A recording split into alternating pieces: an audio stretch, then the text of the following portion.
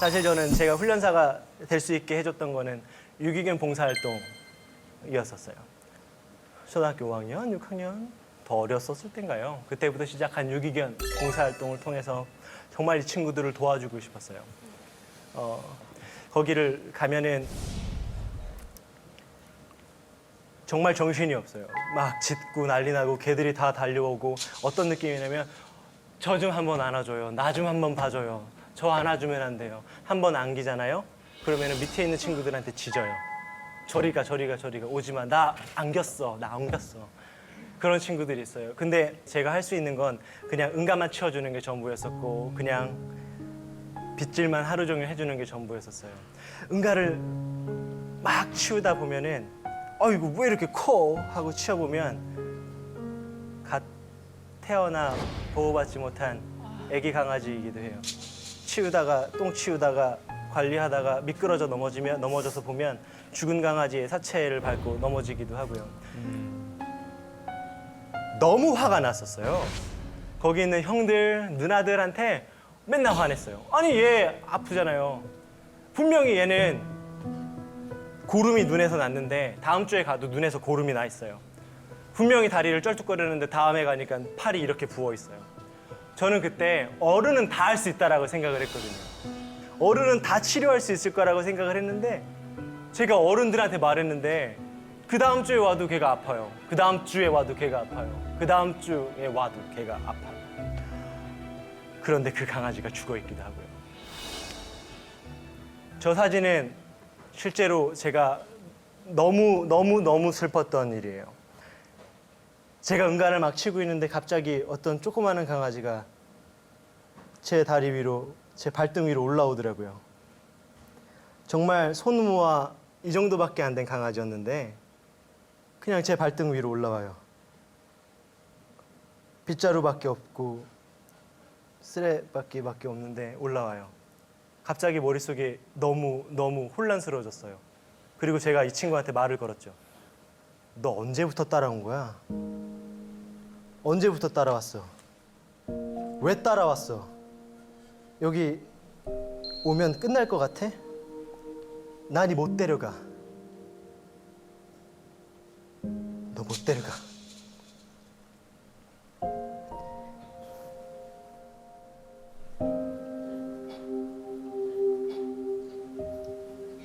데려갈 수 없어.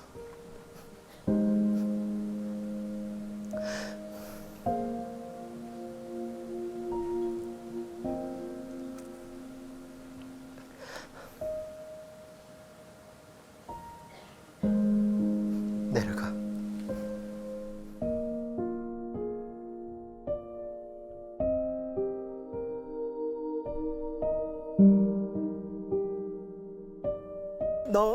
그때 너무 슬펐어요. 왜냐면 저는 그냥 집에 가서 샤워하면 돼요. 잠자면 돼요. 그런데 그 친구를 생각하니까 어디서부터 걸어온지를 모르겠어요. 정말 큰 개들이 많았어요. 무서운 애들도 있었고. 근데 어디서부터 걸어온 거야? 나한테 왜 온 거야? 나한테 오면 이게 다 끝날 것 같았어? 미안해, 도와줄 수 없어. 나 집에 가야 돼. 라는 것들 때문에 그때 좀 많이 슬펐던 것 같아요. 미안해요.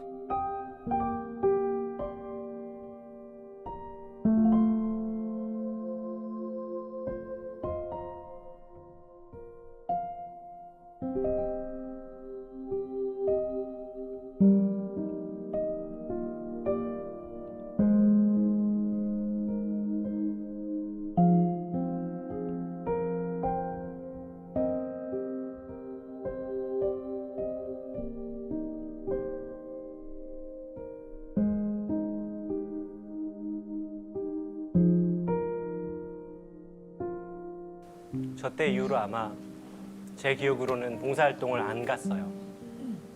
용기가 없었어요. 그래서 저 친구가 딱 갔는데 없으면 어떡하지? 혹시 죽어 있으면 어떡하지? 라는 생각에 두 번 다시 못 갔던 기억이 나요. 그때 이후로 훈련소에 다니면서 훈련사님들을 만났고 훈련사가 되면 내가 조금 더 좋은 훈련을 하고 또 좋은 환경 속에서 저 친구들을 보호할 수 있기를 바라면서 강아지 공부를 했던 것 같아요. 정말 거기 2,000마리의 개들이 다 누구한테 버려졌을까요? 누구한테 버려졌을까요? 한번 여쭤볼게요. 나는 샵에서 입양을 했다. 손들기 그러면 코 만지세요?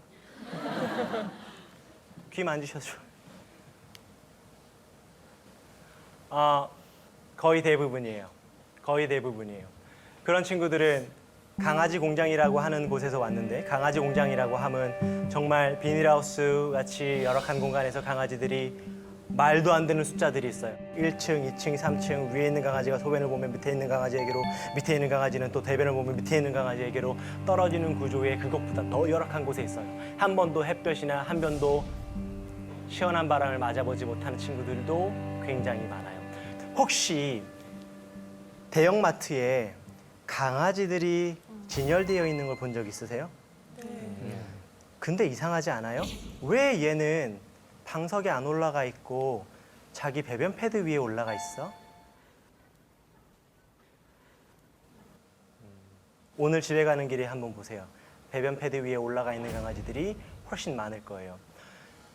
왜냐면 이런 곳에서 새끼를 낳으면 엄마 강아지는 새끼 강아지한테 가르쳐 줄 수 있는 게 아무것도 없어요. 사실 강아지들은 집에 오면 생후 2개월 동안 엄마 강아지한테 보호를 잘 받았다면 보호자님한테 입양이 되는 순간 화장실을 가릴 수 있어요. 태어난 강아지는 아무것도 보이지 않고 들리지도 않아요. 냄새만 맡을 수 있죠. 일주일이 지나야 눈이 살짝 찢어진 듯 눈이 떠지고요. 보이지는 않아요. 밝기, 어둡기 정도만 알 수 있죠. 그러다가 일주일이 더 지나 생후 14일 정도가 되면 앞이 보이기 시작을 하고 고개를 움직이고 다리를 하나둘씩 움직이기 시작할 수 있어요. 생후 3주가 되면은 앞가슴도 올리고요. 조금 발달이 빠른 친구는 일어설 수 있어요. 또 하나, 이빨이 조금씩 나오기 시작을 해요. 생후 3주에서 4주 사이에요. 그러면은 엄마 강아지가 어떤 걸 할까요? 어떻게 행동할까요? 이빨이 나오기 시작을 해요. 그러면 젖을 막 깨물어요. 그래서 아파가지고 야, 너 천천히 먹어. 야, 하지 마. 이런 행동이 나오기 시작을 해요. 그래서 정말 싫어. 나 딴 데 가 있을래. 라고 하면서 떨어지기도 하죠. 생후 4주가 되면은 이제 이 친구는 엄마를 따라다니면서 소변과 대변을 보는 것을 배워요. 엄마 강아지가 아기를 낳으면은 그냥 강아지하고 아기하고 24시간 있어야 될까요? 절대 아니에요. 절대 그렇지 않아요. 자기가 갔던 산책로도 가고 소변도 보고 육아 스트레스라고 하면서 다른 데 가서 너무 힘든 거 스트레스도 풀고 그래요. 그럼 자연스럽게 어떤 게 이루어져요? 엄마하고 아기하고 떨어져 있는 게 이루어지네요. 그러면 어떤 걸 배울 수 있어요? 분리불안을 어렸을 때부터 극복하는 거를 배울 수 있어요. 나의 오로지 대단한 나의 어미를 어렸을 때 떨어졌다가 만나는 놀이를 하면서 그런 경험을 통해서 분리불안 그런 거 어렵지 않아요. 근데 이런 곳에서 태어난 강아지는 엄마 강아지가 옆에 갈 수도 없어요. 그냥 이 자리에서 응가해야 되고 이 자리에서 소변 봐야 돼요. 혹시 내 강아지는 내가 입양했는데 내 강아지는 응가를 먹었다. 입양하자마자 응가를 먹는 습관이 있었다. 있지요. 왜냐면은 이때 엄마는 최대한 깨끗하게 하고 싶어요. 최대한 깨끗하게 하고 싶으니까 내 응가도 먹고 내 소변도 없애려고 그래요. 왜냐면 다른 데 가서 오줌똥을 싸면 되는데 그럴 수가 없으니까 이 자리에서 정말 조그마한 스케치북 2개 자리에서 아기를 낳고 소변을 보고 밥을 먹어야 돼요. 그렇다 보니까 응가를 먹는 모습을 보고 자란 아기들은 보호자님한테 와서도 그런 모습을 하죠. 그러면 칭찬받는 줄 알고요. 그런데 우리는 혼내기도 하죠. 하지마. 저런 곳에서는 가르칠 수가 없어요. 생후 4주, 생후 한 달 정도가 되면 엄마 강아지는 이제 이 친구한테 예절이라는 걸 가르쳐주고 싶어 해요. 어느 정도를 물어야 장난이고 어느 정도를 물어야 싸움이고 어느 정도를 물어야 정말 다치게 하는 건지 그때 가르쳐줘요. 엄마가 누워있는 상태에서 꼬리를 이렇게 치면은 애기 강아지는 엄마 꼬리를 잡고 장난쳐요. 그럼 엄마가 하지 말랬지? 그러면 어떤 친구는 아니 그게 아니라 엄마 내가 장난치다가 모르고 이빨이 스쳤어 라고 하는 친구도 있고 무서워 라고 뒤로 가는 친구도 있어요. 이러면서 어느 정도를 물어야 되는지를 배워요. 강아지들끼리 장난칠 때 엄마가 끼어들면서 너희 조금 심하다 라는 것들을 배우죠. 그렇게 할 수 있으려면은 엄마 강아지가 여유가 있어야 돼요. 여유가 있어야지 아이들한테 어떤 게 옳고 그른 건지를 가르쳐 줄 수 있는데 저곳에서는 그냥 생존이에요. 사람 한다고. 어떤 강아지는 그래서 저런 환경에서 아기를 낳자마자 먹어버리기도 하죠. 판단을 해요. 여기서 살 수 없어. 근데 보통 많은 업자들은 이렇게 시간을 주지 않고 생후 3주 정도가 됐을 때 경매장으로 팔아요. 생후 3주면 아무것도 배우지 못했어요. 그런 상태에서 경매장으로 가고요. 경매장에서 우리가 알고 있는 여러 마트들로 뻗어나가죠. 아무것도 배우지 못했어요. 그 친구가 그래서 위로받고 싶은 마음에 내가 익숙한 장소 어디예요? 배변 패드 위에 올라가 있어요. 근데 이게 있어요. 참 아이러니한 게 어딘가에서는 강아지를 막 만들어요. 막 만들어요. 그리고 그냥 사라 그래요. 네모난 카드, 신용카드겠죠? 몇 개 붙여놓고 3개월 환불하고 그냥 막 사라 그래요. 실제로 연말을 중심으로 강아지들을 많이 태어나게 해야 해요. 가끔씩 SNS에 보면은 엄마가 연말 선물, 크리스마스 선물로 아이들한테 강아지를 선물하는 모습을 보고 아이들이 감격하는 모습을 보죠. 우리 그거 보고 어때요? 흐뭇하지요. 근데 생각해 볼게요. 그 친구는요, 그때 생후 2개월이어야 했었어야 해요. 그래서 생리 주기를 그때로 맞춰야 돼요. 그래서 강제로 생리를 못하게 한다든지 강제로 생리를 하게 만들어요. 왜냐면 12월에서 1월 사이에 새끼가 판매가 돼야 될 정도까지 와야 되거든요. 그래서 10월에서 11월에는 새끼를 무조건 만들어내야 해요. 그리고 나서 그렇게 SNS가 나오는 거죠. 어떤 식으로 왜 강아지를 못 키우게 되는 걸까요? 혹시 아시는 분 계세요? 보통은 이제 입양할 때 흔히들 하는 생각이 그냥 제때 밥 주고 그러면 알아서 잘 크겠지란 그런 네, 맞아요. 생각한 것보다 많은 걸 친구한테 할애해야 되니까 그게 부담스러워지는 순간 보통 보내지 않을까요? 예전에 제가 아시는 분이 어떤 분이셨냐면 강아지를 좋아는 해요. 근데 너무 바쁜 분이셨어요. 그분은 제가 키우지 말라 그랬거든요. 근데 어느 날 그냥 덜커덕 강아지를 데리고 온 거예요. 근데 그분이 어떻게 사는 줄을 알아요. 시간을 쪼개 사세요. 아침에는 이거 해야 되고 점심에는 이거 해야 되고 하루 종일 이렇게 장사했다가 저녁에 오면 운동도 갔다가 또 운동 끝나고 오면서 영어도 공부하시고 그 다음에 들어오는 열심히 사는 사람이에요. 그래서 강아지 키우는 것도 딱 스케줄을 정하고 키워요.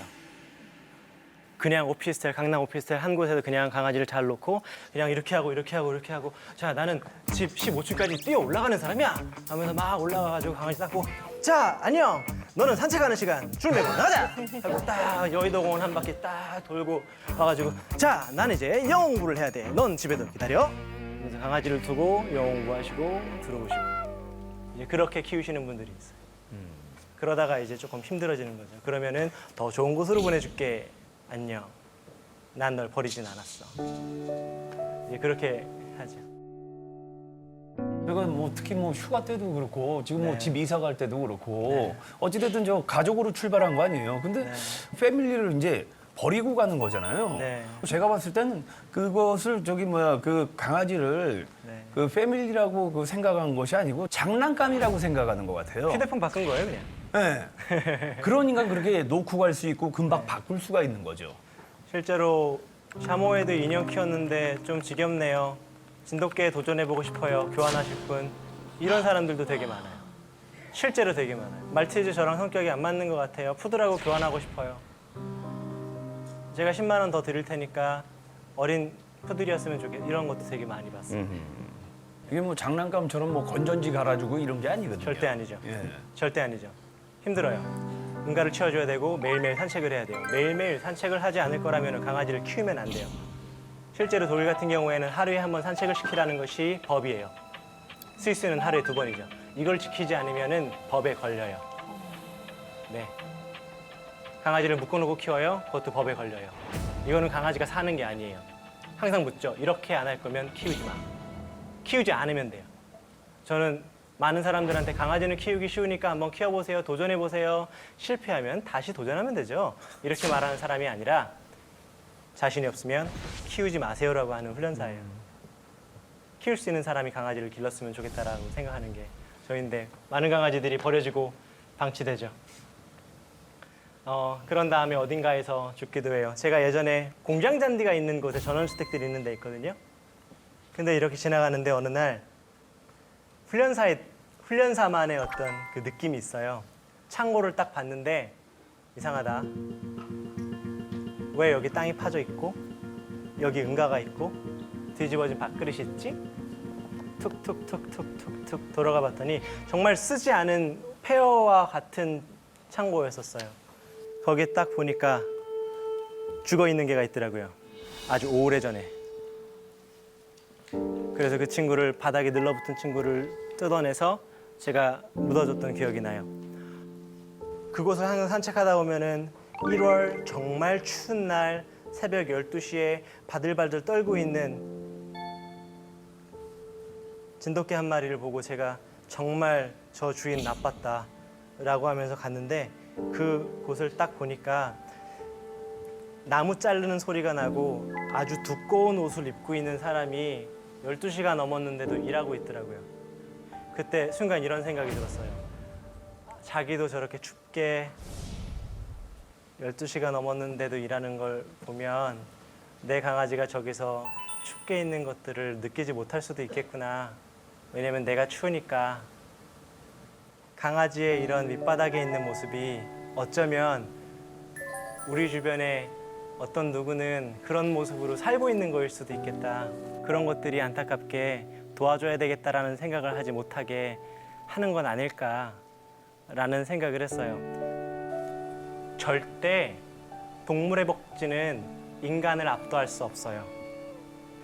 인간보다 좋은 복지를 누릴 수 없어요.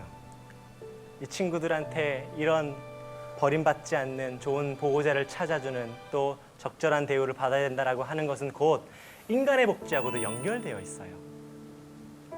훨씬 더 인간이 좋은 복지를 생각할 수 있는 기회이기도 해요. 동물에 관련된 복지는. 동물만 생각하는 게 아니에요. 동물의 복지를 생각해야 그들 주변에 있는 사람들이 더 잘 살고 보호받을 수 있어요.